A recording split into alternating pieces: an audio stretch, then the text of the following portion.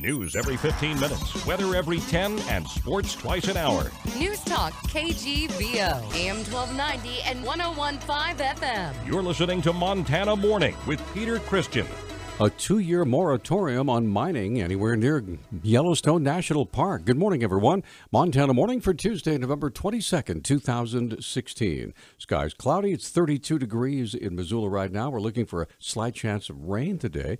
And our newscast this morning sponsored by Western States Cat on Reserve. They have some things you may need for winter, like deals on batteries and antifreeze. In Prey, Montana yesterday, U.S. Secretary of the Interior Sally Jewell met with Senator John Tester and Governor Steve Bullock to announce plans to close areas around the northern border of Yellowstone Park to mineral development for 2 years through a process called segregation. We are initiating a process called segregation for 2 years in the Emigrant and Crevice areas of these Forest Service lands that are right on the gateway of Yellowstone National Park and, of course, wilderness areas right here. And that just begins the process to take a look collectively at what is the potential environmental impact of mining in this area, what are the other uses, and it's an opportunity for everyone to bring their voices to the table. Jewell said there is a choice between temporary and permanent segregation and mineral development in the area. What are the best uses of these landscapes? Should the Secretary of the Interior in the future withdraw them for 20 years, which is as far as we could go? Should Senator Tester, Senator Daines, and Congressman Zinke introduce legislation to withdraw them permanently because you don't believe there should ever be mining in this area? A 90-day public comment period on the proposed withdrawal will end February 20th of next year. A representative of a company seeking to mine for gold near Yellowstone Park says a halt on new mining claims in the area appears designed to sink the project. As we just mentioned, Secretary Jewell announced a 2-year ban on new mining claims. Jewell said the move does not directly impact 2 mining projects under consideration on private land, though. Sean Dykes with a company called Lucky Minerals said the government action could prompt potential investors to take their money elsewhere. Dykes said the mineral reserves targeted by his company near Emigrant, Montana, hold up to 10 million ounces of gold, and mining could be a boon to the region's economy.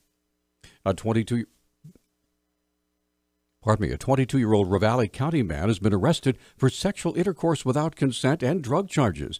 Hamilton Police Chief Ryan Oster said officers were called to a residence where an underage female runaway was found. Through the course of their subsequent investigation into the circumstances surrounding that, they arrested Brian Spielman for sexual intercourse without consent, as well as possession of dangerous drugs and possession with intent to sell. Oster said Spielman was due in Ravalli County Justice Court to face charges. So he was booked into the Ravalli County Detention Center yesterday, and he will be arraigned in Ravalli County Justice Court. Naturally, the sexual intercourse without consent, as well as the possession with intent to distribute, are both felony charges. Oster said the victim was returned to her family. Just before 4 o'clock Sunday morning, Missoula police were called out to investigate an incident at what appeared to have been a house party. Missoula Police Public Information Officer Travis Welsh has more. Officers were called to a residence in the 2200 block of Briggs Street, where a young man was making himself very unwelcome in a residence. The report was that he was causing a disturbance that included yelling at nothing and nobody and causing damage to items inside the residence. Police came and tried to find the suspect, who added the charge of obstructing a peace officer to his record after police arrived. When the officers arrived, they did briefly make contact with the male. However, when they attempted to identify him and speak with him, he turned and ran back in the house. He was eventually taken into custody, and at this time he is being held for charges from disorderly conduct to burglary. The police reports note that 18-year-old Evan Calm was also intoxicated during the incident, which could lead to yet more charges. His bond was set at $50,000.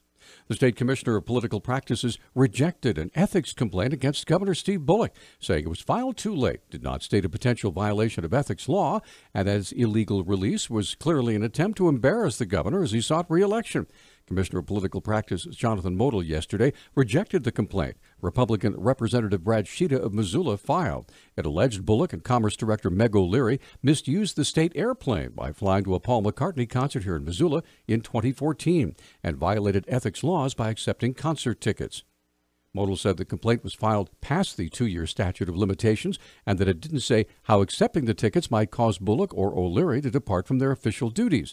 A spokeswoman for Bullock called the complaint ridiculous, while Sheeta's attorney called Modal's decision a whitewash. A Big Fork man has been sentenced to 4 years in prison for felony stalking, including cutting off a GPS monitor and traveling to Colorado, where he was arrested within a mile of the woman's home. The Daily Interlake reports the District Judge David Ortley sentenced Severin Gislason on November 15th to 15 years in prison with 11 years suspended. Prosecutors said Gislason was on probation for burglary and had been court-ordered not to contact the woman, but continued to text her, even using a phone app to disguise his number. He was charged with felony stalking in 2015 and released from jail with a GPS monitor.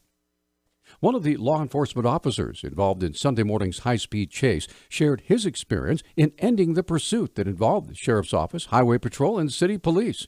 Sheriff's Captain Anthony Rio described how one deputy used his own truck to help disable the stolen truck driven by the suspects. When he got to West Broadway and Orange Street, he just used basically a maneuver pushing out the back end of the vehicle. The vehicle had 2 tires that were flat and running on rims, and then he still had 2 tires that were still up and running. And so with the vehicle in four-wheel drive, he was able to easily drive that vehicle and maneuver it. Rio said even with the attempts by law enforcement to stop the suspects, they refused to give up. Once Deputy Hansen started to cause him to lose control by pushing on the rear of the vehicle, he lost control right at Pine and Orange and actually ended up colliding with a city car who pushed the back of the vehicle around, but he didn't give up. He just continued to step on the gas and tried to get away at all costs. At that point, Rio was able to use his own vehicle to disable the truck stolen by the suspects. I was coming around the corner and saw him still trying to flee. He wasn't giving up, and I was able to hit him right on the passenger side wheel that was still up, and it actually broke the wheel away from the axle. And once that happened,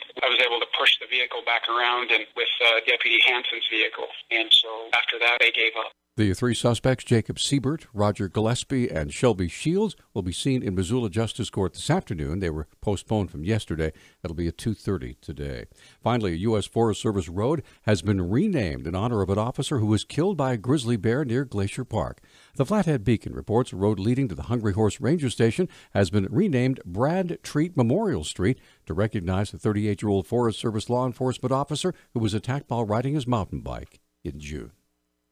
Our news talk time now is 6:12. News Talk, KGVO. Missoula's official weather station.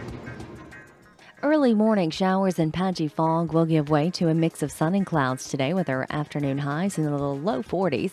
Tonight, partly cloudy, lows in the mid-20s. A rain-snow mix expected Wednesday. I'm meteorologist Brooke Foster for Missoula's KECI 13.